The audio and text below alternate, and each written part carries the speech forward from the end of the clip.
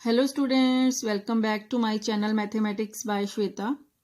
Today we will discuss sequence and series for class 11th maths and exercise 9.2 की introduction आज हम discuss करेंगे। तो चलिए स्टार्ट करते हैं। तो एक्सरसाइज 9.2 में सबसे पहले हम पढ़ेंगे अर्थमेटिक प्रोग्रेशन।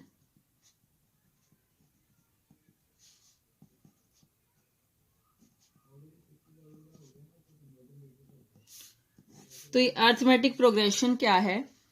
हमने लास्ट वीडियो में पढ़ा था कि प्रोग्रेशन क्या होता है कि एक सीक्वेंस जो होती है वो अगर एक स्पेसिफिक पैटर्न को फॉलो करे तो उसे हम प्रोग्रेशन बोल देते हैं। ठीक है, तो यहाँ पर हम डिफरेंट टाइप के प्रोग्रेशन पढ़ेंगे। तो फर्स्ट है अर्थमेटिक प्रोग्रेशन, जिसे आपने 10th क्लास में भी पढ़ा है। तो अर्थमेटिक प्रोग्रेशन की हम डेफिनेशन लिखते हैं। क्या है ये? Hence arithmetic progression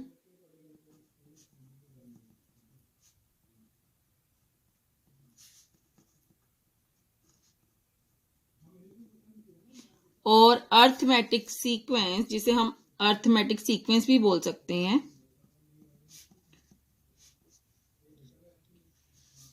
is a sequence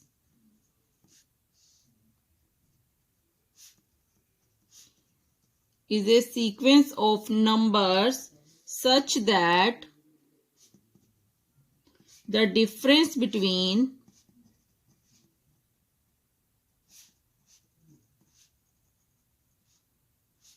the consecutive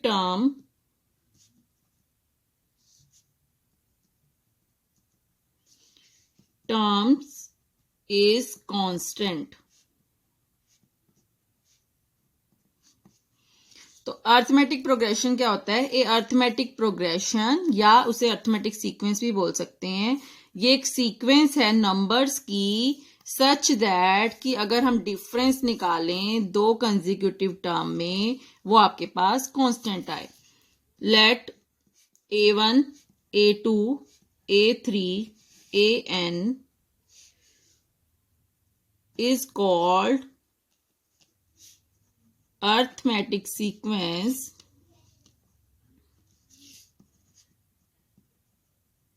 if क्या हो जाए आपके पास A2 माइनस A1 अगर आप निकालें, या A3 माइनस A2 निकालें, या A4 माइनस A3 निकालें, या AN माइनस AN माइनस 1 निकालें, वो एक कांस्टेंट टर्म आए जिसे हम डी सपोज कर लेते हैं। ठीक है, हम किन्हीं भी टू कंसेक्यूटिव टर्म का डिफरेंस निकालें तो वो एक कांस्टेंट टर्म आनी चाहिए और सेम होनी चाहिए, तो हम सीक्वेंस को कह देंगे कि क्या है, वो एक अर्थमेटिक सीक्वेंस है। क्लियर है? तो हम यहां पर जो फर्स्ट टर्म है यहां पर A1 को हम यहां पर A सपोज करते हैं, फर्स्ट टर्म, जिसे हम फर्स्ट टर्म बोलते हैं। और जो ये D आपके पास कांस्टेंट टर्म आई है, इसे हम क्या बोलते हैं? Common difference. ठीक है, अब अगर हमें अर्थमेटिक सीक्वेंस में फर्स्ट टर्म और कॉमन डिफरेंस पता हो तो हम अपने सीक्वेंस की कोई सी भी टर्म लिख सकते हैं। जैसे हमें अब सेकंड टर्म लिखनी हो, सेकंड टर्म हम A2 बोलते हैं। A2 कैसे लिखेंगे? First term plus common difference. ठीक है, तो A1 A के इक्वल है, तो ये सेकंड टर्म जो आपकी है वो क्या आ जाएगी? A प्लस D आ जाएगी। ठीक है, थर्ड टर्म आपको निकालनी हो तो थर्ड टर्म क्या करेंगे? Preceding term, that means A2 plus D कर देंगे। ठीक है, A2 हमने निकाला हुआ है, वो क्या है? A प्लस D, तो ये क्या आ जाएगा? A plus 2D। तो आपके पास थर्ड टर्म आ गई A प्लस 2D। ठीक है, इसी तरह से A4 जब आप निकालेंगे तो प्रीसीडिंग टर्म यानी A3 plus D। Clear? A3 की वैल्यू हमारे पास क्या है? A प्लस 2D, और ये प्लस D साथ में, तो ये आ जाएगा A प्लस 3D। तो ये आपके पास फोर्थ टर्म आ गई। ठीक है, लाइक दिस अगर आपको nth टर्म निकालनी है तो आप क्या करेंगे? Preceding term AN minus 1 plus D, या इसे हम ऐसे भी लिख सकते हैं A plus N minus 1D। तो ये हमारे पास एक फॉर्मूला बन जाता है an का a plus n minus 1d। तो यहां पर आप n को कोई सी भी वैल्यू दे दो, जो सी भी टर्म आपको निकालनी है, तो इस फॉर्मूला में पुट करके आप वो टर्म निकाल सकते हैं। तो इसे ही हम अर्थमेटिक सीक्वेंस बोलते हैं। ठीक है, ये आपकी एक लास्ट टर्म भी है। ये an को लास्ट टर्म भी बोलते हैं। an का फॉर्मूला ये है, an is equal to a plus n minus 1d, या इसे लास्ट टर्म भी बोल देते हैं, जिसे हम l से डिनोट करते हैं। क्लियर है? तो ये आपका अर्थमेटिक प्रोग्रेशन होता है। अब हम कुछ एक प्रॉपर्टीज देखते हैं अर्थमेटिक प्रोग्रेशन की। प्रॉपर्टीज हैं, तो फर्स्ट प्रॉपर्टी क्या है? If a constant is added to each term of an AP, the resulting sequence is also an AP। कैसे? मान लीजिए आपके पास ये 1 3 5 7 9 एक सीक्वेंस है। ठीक है, तो ये एक अर्थमेटिक सीक्वेंस है। कैसे आप चेक करेंगे कि ये अर्थमेटिक सीक्वेंस है? आप डिफरेंस निकाल के देखेंगे, सेकंड माइनस फर्स्ट करेंगे तो यहां पर आपको 2 मिल रहा है। ठीक है, थर्ड माइनस सेकंड करेंगे तब भी आपको 2 मिल रहा है। फोर्थ माइनस थर्ड करेंगे तब भी आपको 2 मिल रहा है। ठीक है, तो हम कह सकते हैं कि ये एक AP आपके पास अर्थमेटिक सीक्वेंस है, क्योंकि यहां पर हर एक 2 कंसेक्यूटिव टर्म का डिफरेंस सेम आ रहा है। ठीक है, तो अब हमारे पास प्रॉपर्टी क्या है कि अगर हम एक कांस्टेंट को ऐड कर दें हर एक टर्म में, ठीक है, तो ये आपके पास टर्म्स हैं, हम यहां पर ऐड कर लेते हैं एक टर्म 3। ठीक है, एक 3 कांस्टेंट ले रही हूं मैं, उसे मैं हर एक टर्म में ऐड कर लेती हूँ। तो 3 + 1 क्या हो जाएगा? 4 हो जाएगा। ठीक है, तो 3 + 3 6 हो जाएगा, 5 + 3 8 हो जाएगा, 7 + 3 10। ठीक है, 9 + 3 12। तो आपके पास अब ये एक सीक्वेंस आ जाएगी। तो ये भी आपके पास एक अर्थमेटिक सीक्वेंस है। ठीक है, क्योंकि इनके बीच में भी जो कॉमन डिफरेंस आ रहा है वो भी सेम आ रहा है। अगर हम 6 - 8 निकालें तो वो भी 2 आएगा, 10 - 8 निकालें तो ये भी 2 आ रहा है, 12 - 10 निकालें तो ये भी 2 आ रहा है। तो ये क्या है? आपके पास एक अर्थमेटिक सीक्वेंस है, अर्थमेटिक प्रोग्रेशन है। क्लियर? तो हम किसी भी अर्थमेटिक प्रोग्रेशन में अगर कोई कांस्टेंट ऐड करें तो जो रिजल्ट आएगा वो भी एक अर्थमेटिक प्रोग्रेशन ही रहेगी सीरीज। इसी तरह से सेकंड प्रॉपर्टी है, अगर हम किसी कांस्टेंट को सब्ट्रैक्ट कर दें हर एक टर्म में से, तब भी जो आपकी सीक्वेंस है वो AP ही रहेगी।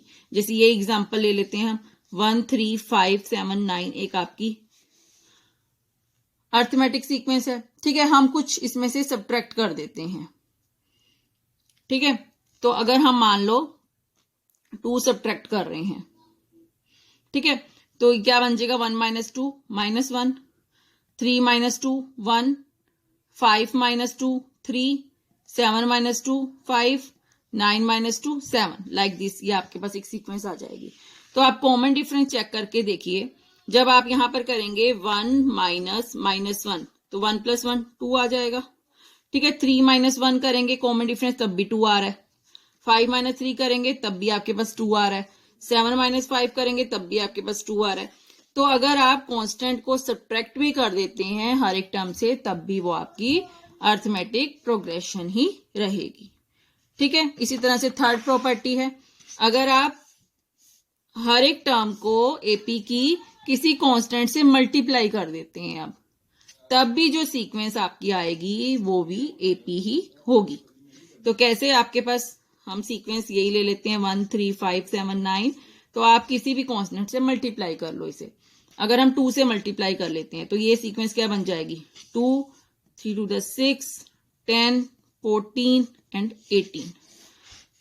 ठीक है, तो तब भी ये आपकी अर्थमेटिक प्रोग्रेशन ही रहेगी, तब भी आपकी अर्थमेटिक प्रोग्रेशन ही रहेगी।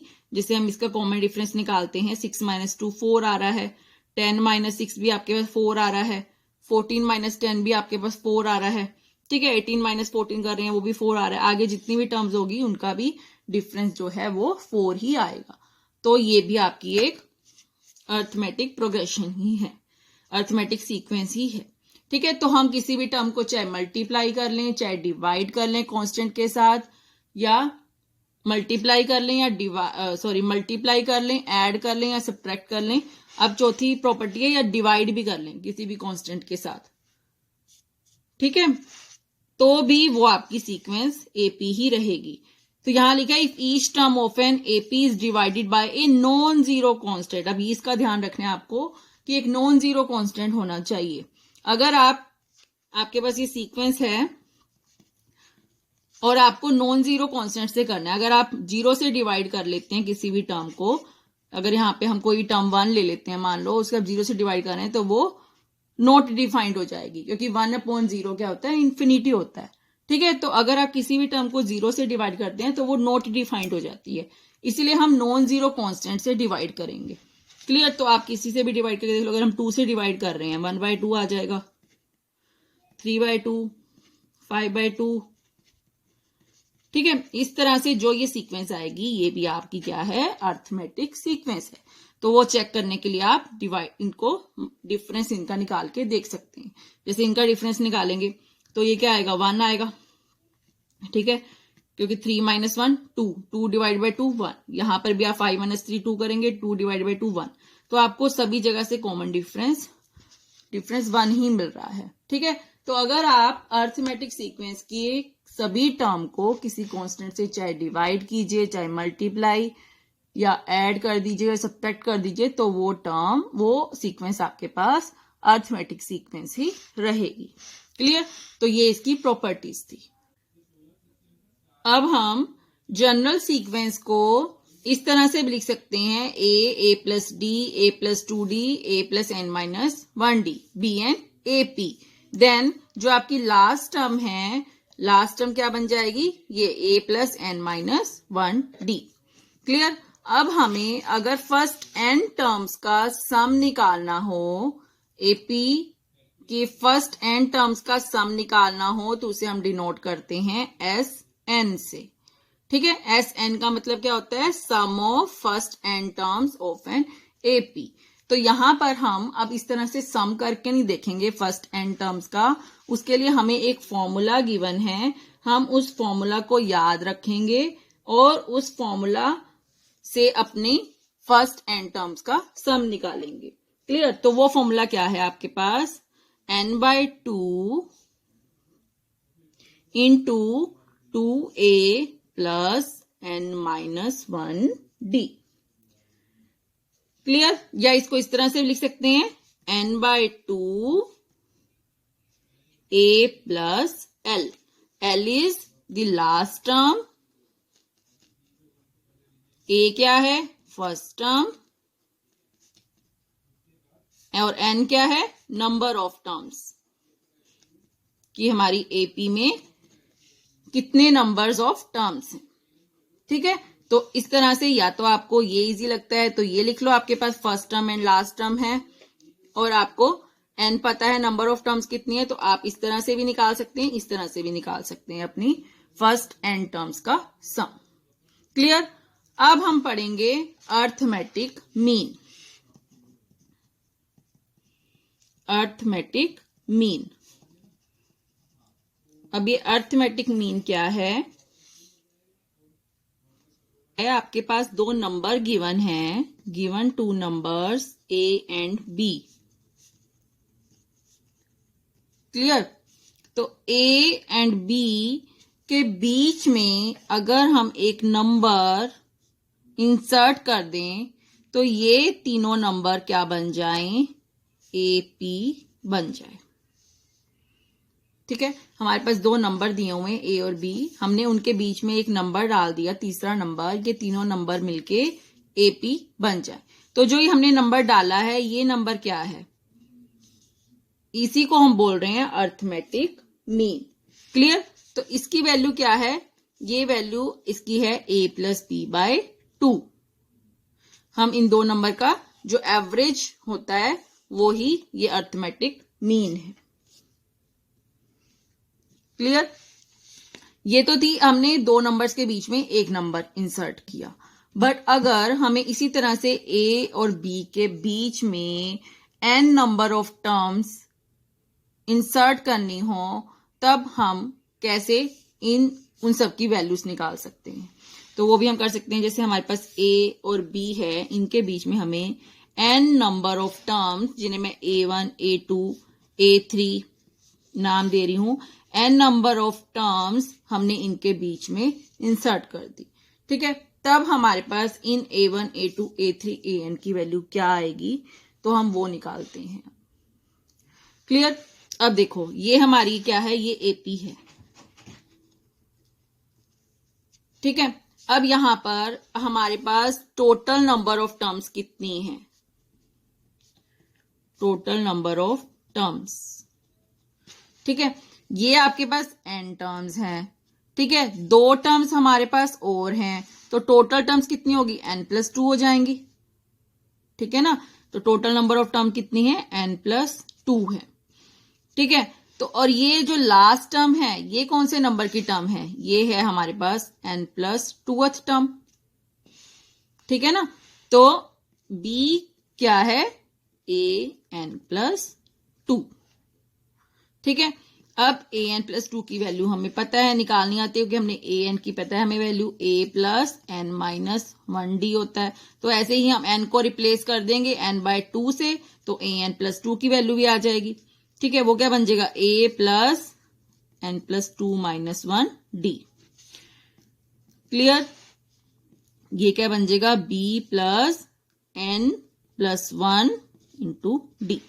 यहां से b - a is equal to क्या बन जाएगा, n+1d। ठीक है, तो d की वैल्यू हमें मिल गई b - a/n+1।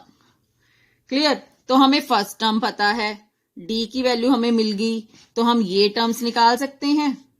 ठीक है, AP में हमें पता है कि ये क्या होता है, A1 क्या होता है, a+d होता है। सेकेंड टर्म यही होती है, a+d। थर्ड टर्म क्या होती है, a+2d होती है। ठीक है, फोर्थ टर्म क्या होती है, a+3d। क्लियर है, तो हमें फर्स्ट टर्म भी पता है और d भी हमें मिल गया, तो हम अपनी कोई सी भी टर्म लिख सकते हैं। ठीक है, तो A1 अगर हमें लिखना हो तो A1 कैसे लिखेंगे हम, A1 क्या है, a+d, और d की वैल्यू हमने अभी निकाली, b - a/n+1। क्लियर, तो ये A1 की वैल्यू आ गई। अगर हमें A2 की वैल्यू निकालनी हो, वो क्या होती है, a+2d। ठीक है, तो d की वैल्यू हम यहां पे डाल देंगे, b - a/n+1, तो A2 की वैल्यू भी आ जाएगी। इसी तरह से आप A3 की वैल्यू भी निकाल लेंगे, वो क्या है, a+3d। ठीक है, d की वैल्यू हम डाल देंगे, b - a/n+1। Like this an की वैल्यू भी आप निकाल सकते हैं, a+n_d। ठीक है, तो यहां पर भी हम वैल्यूज अपनी d की डाल देंगे, b - a/n+1। क्लियर। तो इस तरह से हम अपनी A1, A2, A3, AN की वैल्यू निकाल सकते हैं। ठीक है, इसके बेस पर एक एग्जांपल देखते हैं। आपके पास क्वेश्चन है, इंसर्ट 6 नंबर्स बिटवीन 3 and 24। अब आपको 2 नंबर दिए हुए हैं, हमें 6 नंबर्स इनके बीच में इंसर्ट करने हैं। ठीक है, such that the resulting sequence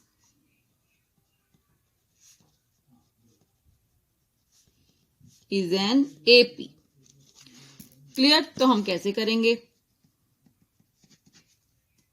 हमने सपोज कर लिए वो 6 नंबर क्या है, A1, A2, A3, A4, A5 and A6। ठीक है, ये 6 नंबर्स हैं, हमें इंसर्ट करने हैं 3 और 24 के बीच में।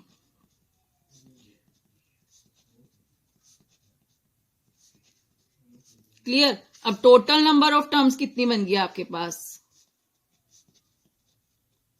ये 6 नंबर थे, 2 नंबर और हैं हमारे पास, तो 6 + 2 8। ठीक है, लास्ट टर्म हमारी कौन से नंबर की टर्म है, 8th टर्म है। ठीक है, तो A8 आपको गिवन है 24। क्लियर, तो 8 का फॉर्मूला लगा दीजिए, A + 8 minus 1D is equal to 24। तो A की वैल्यू हमें यहाँ 3 गिवन है, तो ये क्या बन जाएगा 3 plus 7D is equal to 24। तो यहां से आपको D की वैल्यू मिल जाएगी। फर्स्ट टर्म मिल गई, हमें कॉमन डिफरेंस मिल गया। तो अब हमारे लिए ये वैल्यूज लिखनी इजी हो गई। A1 हमारे पास क्या होता है, A1 होता है A प्लस D। ठीक है, तो 3 प्लस 3 यानी 6 आ जाएगा। A2 क्या होता है, A प्लस 2D। ठीक है, तो हमने A की वैल्यू डाली और D की वैल्यू डाली, तो ये क्या आ गया 9। लाइक दिस A3 अगर हमें निकालना तो ये है A प्लस 3D। ठीक है, तो A की वैल्यू डाल दो और D की वैल्यू डाल दो, तो ये आ गया 12। ठीक है, इसी तरह से A4 आप निकाल लेंगे, वो क्या होता है A प्लस 4D, ये आपके पास आ जाएगा 15। ठीक है, इसी तरह से A5 निकालेंगे, वो होता है A प्लस 5D, ये आपके पास आ जाएगा 18। तो A6 वो आ जाएगा A प्लस 6D, तो ये आ जाएगा 21। क्लियर। तो ये जो 6 नंबर्स हमारे आए वो क्या है, ये नंबर हैं और वो AP ही बन रही हैं। अब हम अपनी एक्सरसाइज 9.1 का देखते हैं question number first. Find the sum of odd integers from 1 to 2001। अब हमें यहाँ ये नंबर्स दिए हुए हैं, इनके बीच में से ऑड इंटीजर्स का सम निकालना है। ठीक है, तो पहले हम ऑड इंटीजर्स लिख लेते हैं, क्योंकि इसके बीच में इवन नंबर्स भी होंगे, बट हमें सिर्फ ऑड इंटीजर्स चाहिए। ठीक है, the odd integers are, odd numbers लिख लेते हैं 1, 3, 5, 7, 9, लाइक दिस। इस तरह से नंबर आते रहेंगे।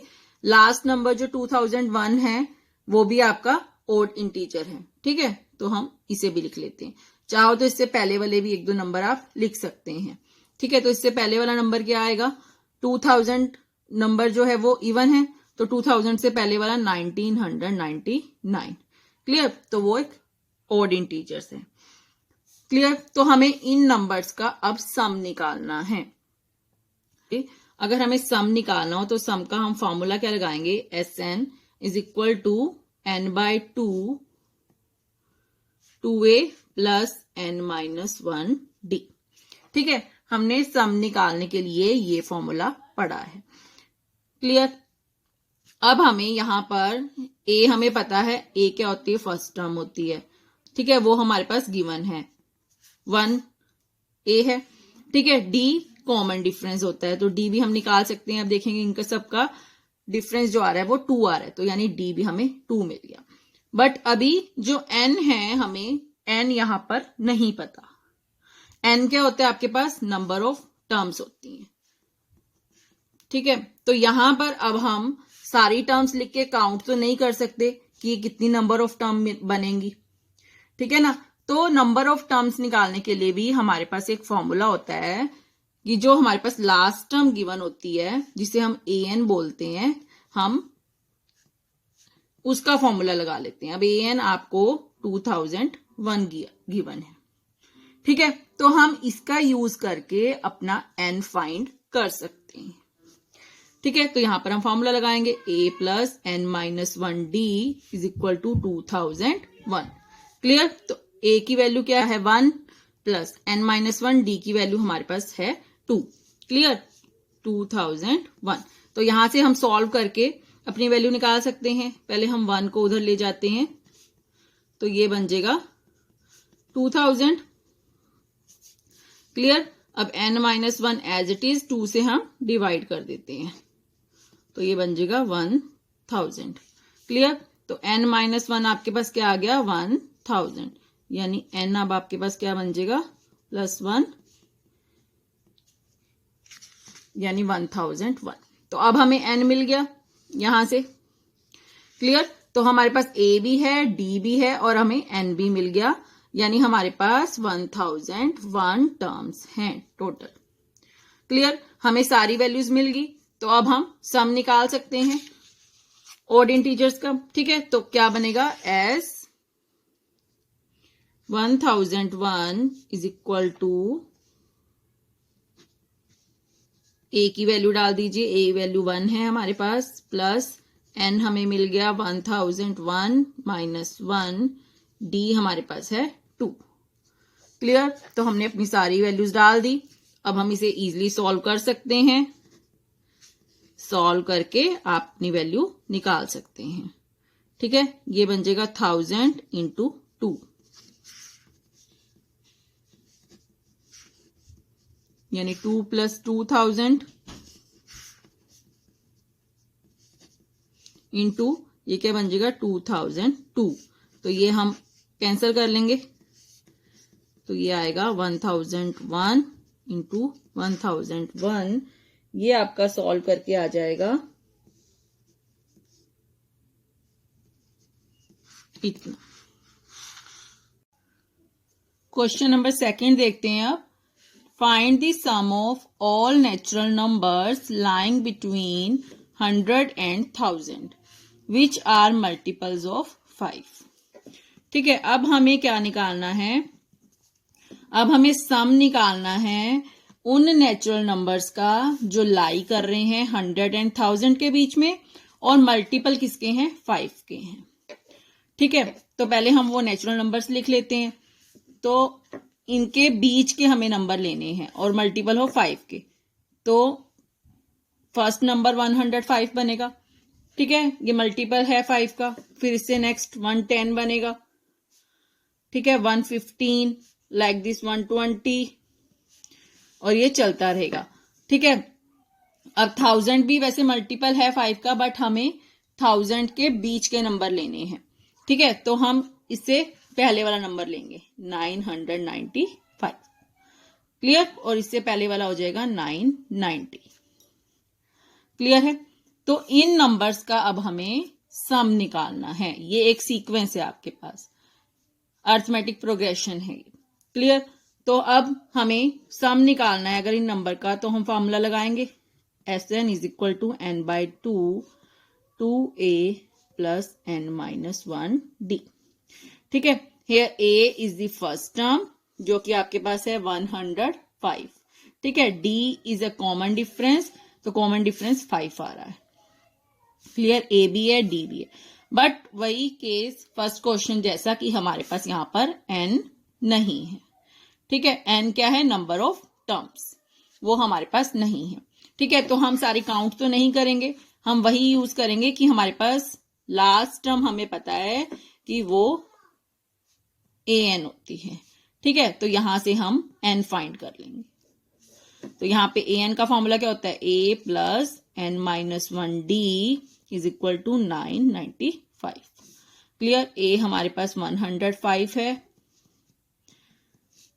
d हमारे पास 5 है, तो यहां पर हम पुट करके अपनी वैल्यूज निकाल लेंगे।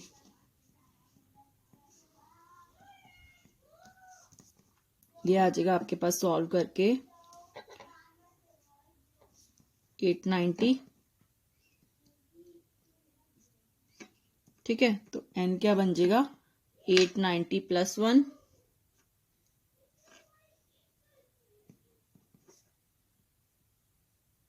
सॉरी डिवाइड बाय 5 भी है, यहाँ 5 था तो हम डिवाइड बाय 5 कर लेते हैं, फिर प्लस 1 आ जाएगा। तो ये बन जाएगा 5 1 जा 5 3,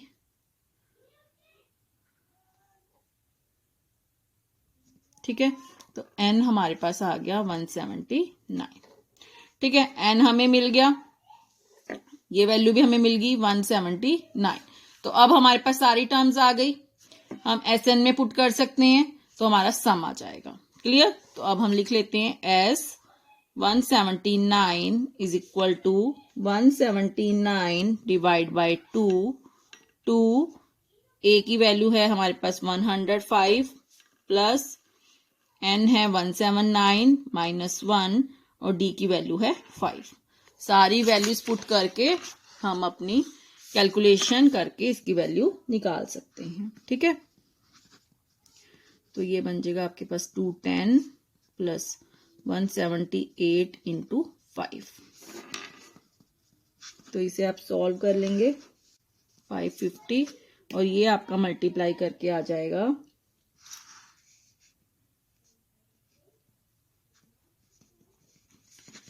क्लियर। तो इस तरह से अगर आपको सम निकालना हो तो पहले आप फॉर्मूला लगाएंगे, फॉर्मूला में देखेंगे कि हमारे पास क्या क्या वैल्यूज गिवन है, ठीक है। और जो वैल्यू आपके पास गिवन नहीं है तो कैसे हम वो वैल्यू फाइंड कर सकते हैं, उसके अकॉर्डिंग फिर आप एसएन निकाल सकते हैं। क्लियर। अब देखते हैं थर्ड क्वेश्चन। थर्ड में क्या है, in an AP the first term is 2 and the sum of the first 5 term is 1/4 of the next 5 terms. Show that 20th term is 1 minus of 1/12. Clear? तो अब यहां पर उन्होंने हमें एपी सीरीज नहीं दी है, एपी सीरीज की first term हमें गिवन है। क्लियर। तो हम पहले एपी सीरीज लिख लेते हैं, हम सपोज कर लेते हैं let A1 A2 A3 and so on up to AN BN AP। ठीक है, तो हमने पहले अपनी एपी सीरीज सपोज कर ली। तो इसकी फर्स्ट टर्म यानी A1 या A भी बोल सकते हैं, वो हमें 2 गिवन है। ठीक है, और हमें क्या गिवन है, the sum of first 5 terms. तो एपी की जो फर्स्ट 5 टर्म है that means A1 plus A2 plus A3 plus A4 plus A5। तो फर्स्ट 5 टर्म किसके इक्वल हैं, इज 1/4। ठीक है, 1/4 ऑफ द नेक्स्ट 5 टर्म। तो नेक्स्ट 5 टर्म्स क्या हो जाएंगी, A6 plus A7 plus A8 plus A9 plus A10। Clear. तो ये हमें गिवन है। हमें क्या शो करना है, हमें शो करना है कि A20 जो है वो माइनस ऑफ 112 के इक्वल हो। ठीक है, तो ये हमें शो करना है। अब हमें पता है A20th क्या होता है, किसके इक्वल होता है, A प्लस 19D के, by the formula of AN। AN का फॉर्मूला क्या है, A plus N minus 1D ये होता है। तो N को 20 पुट कर देंगे जब, तो यही आएगा A प्लस 19D। तो हमें प्रूव करना है कि A प्लस 19D जो है वो आपका इक्वल आए -112 के। ठीक है, तो इसके लिए हमें A चाहिए और D चाहिए। A तो हमारे पास ऑलरेडी है, तो यानी हमारा काम अब क्या रह गया, D निकालना। ठीक है, तो D हम कैसे निकालेंगे, इसको यूज करके, क्योंकि ये हमें गिवन है।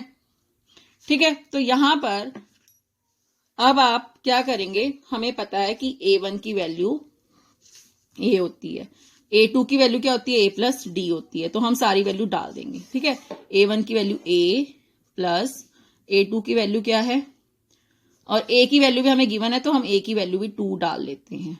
ठीक है, A2 क्या होता है, यहां पर पुट करो N को 2, तो A प्लस D आ जाएगा, यानी 2 प्लस D प्लस A3 क्या होता है, यहां पुट करो N को 3, तो A प्लस 2D आ जाएगा, यानी 2 प्लस 2D।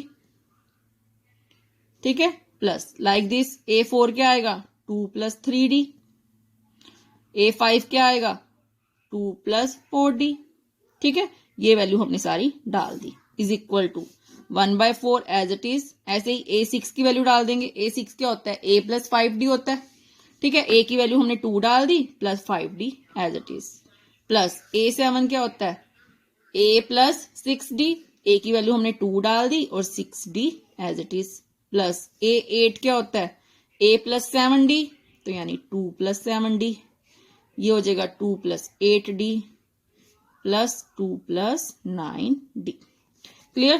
तो इन्हें हम ऐड कर लेंगे, तो 2 2 इन सबको ऐड कर लो, डी वाली टर्म्स अलग से ऐड कर लो। तो ये कितना आ जाएगा, 2 प्लस 4 6 प्लस 8 प्लस 10, तो ये आ गया 10 प्लस, और डी की टर्म्स कर लो, collect D plus 2D 3D, 3D plus 3D 6D, 6D plus 4D 10D। तो ये इसके इक्वल आ गया, इज इक्वल टू 1/4। यहां पर भी कांस्टेंट टर्म ऐड कर लीजिए,